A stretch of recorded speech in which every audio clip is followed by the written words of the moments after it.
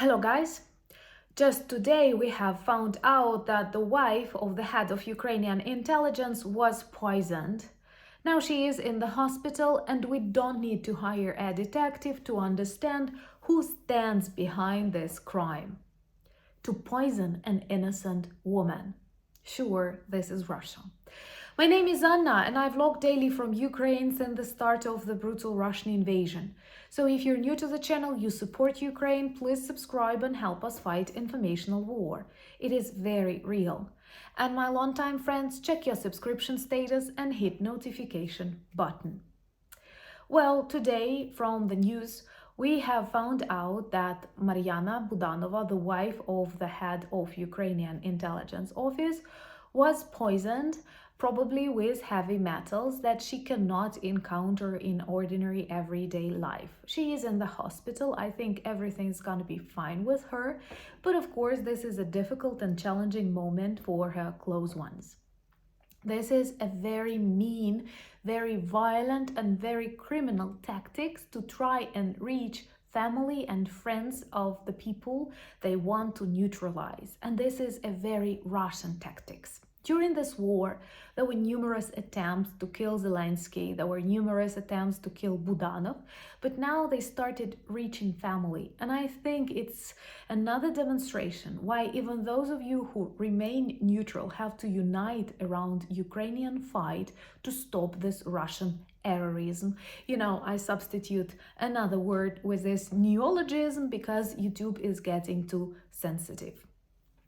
Also, if we look back at the period of Putin's rule, we will see that many people died in very obvious circumstances where we really know he is the one to blame.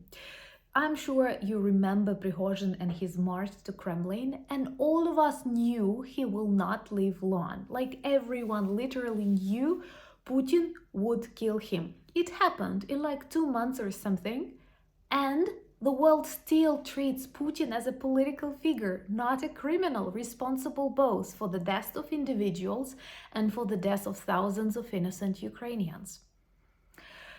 Also, the world observed online how Russian former agent who later escaped to the UK was dying, Litvinenko. We have a separate video, by the way, in Russian Crimes series dedicated to poisoning in Russia, which is a national tradition, we may say. So do check this video if you want to know more. But also Navalny, who is the oppositioner in Russia, now he is imprisoned. He's a chauvinist. I'm not a great fan of him, but definitely he is more adequate than Putin, and he was poisoned on a plane. It was done on purpose because it goes without saying, if you drink poison tea on a plane, it is really difficult to save a person, and it's just like a lucky coincidence that he survived this assassination attempt. Also, in your comments, you leave a lot of really interesting examples how Putin's enemies disappear. Many of them fall out of windows, drink poison teas, or commit suicide, like shooting themselves 10 times, And what surprises me is that everyone on this planet actually knows Putin and his regime is to blame for these deaths. He is responsible for this very vivid assassinations. Russians simply observe that. They do not go on protest. They do not speak about that in social media. It's just the Russian way.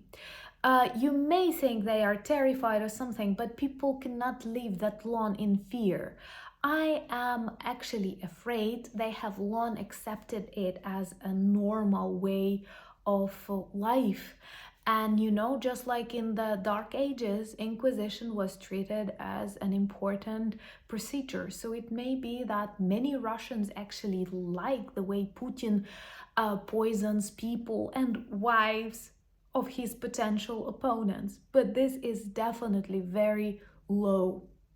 This is something that cannot be described as a military act or even as a special operation, because this is just a wife A woman that is no danger to Russian regime, unfortunately, and this is how they want to threaten Ukrainian military, Ukrainian politicians, and this is very sad. Just look at a couple of years and you will count many mysterious deaths in Russia, which are the result of Putin doing his business.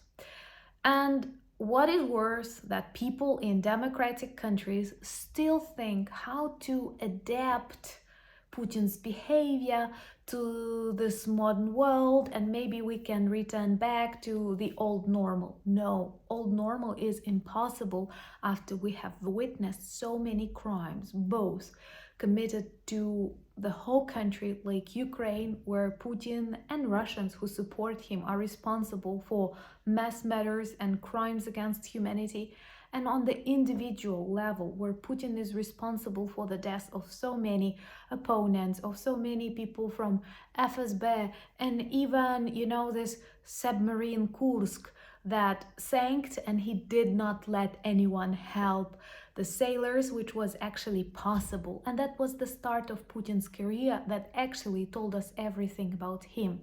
So when do we finally reach this moment when we stop treating Russia as a real country at the moment and Putin as a president? Because this is a criminal population run by a criminal leader, and we have to stand united against that.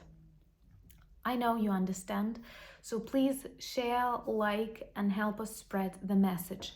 Thank you so much for buying me coffees, becoming my patrons, and giving me more strength and inspiration for future projects like Russian crimes. So do check the episode on poisoning.